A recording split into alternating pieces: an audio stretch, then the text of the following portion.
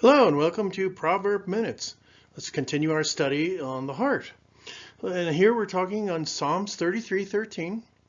The Lord looks down from heaven, he sees all the sons of men. From the place of his dwelling, he looks on all the inhabitants of the earth. He fashions their hearts individually, he considers all of their works. So breaking this down, we can clearly see, written in Scripture, that God looks down from heaven.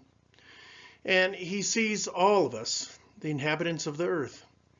And he gives us our hearts individually, and he considers all of our works. So in this knowledge, we should take into account that we are going to be accountable, and that we should be responsible for our actions the best that we can.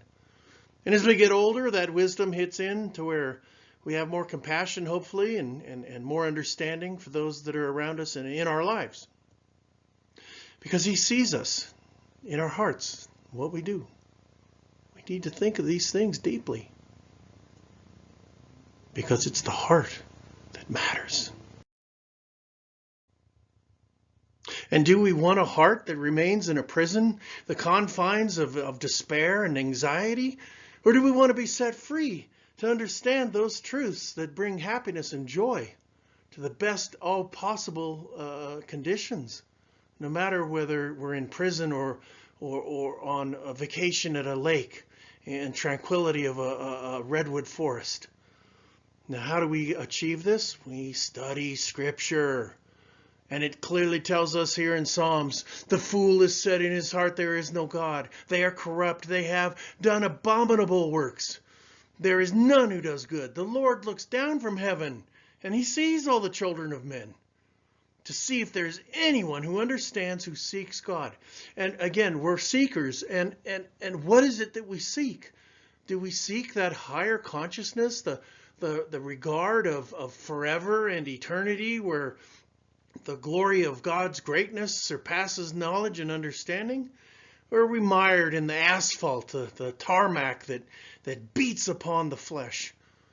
We need to lift our hearts, brethren. We need to lift our hearts, because this clearly says that, is there anyone who seeks me? That's what God is asking. Is there anyone who wants to understand? Because we are told that we can understand. And seeking him is key to finding that. He who diligently seeks God must believe that he is. And he is a rewarder of those who seek him. But for those that there is no God, well, that's the downward call now, isn't it? And either we have that upward call, we want to reach to heaven itself, or the bowels of hell are up ahead for those that disregard God. Well, thank you for coming to Proverb Minutes. I hope this has helped. I hope it keeps you inspired during the week. I do these once a week, and I hope that we can join together and make this a better world for not just ourselves, but our children, our families, and then our societies, the cities, the towns, the states, the country, and the world at large. Let us join. Help someone today. It's going to make a positive effect. Say something positive. Commend somebody.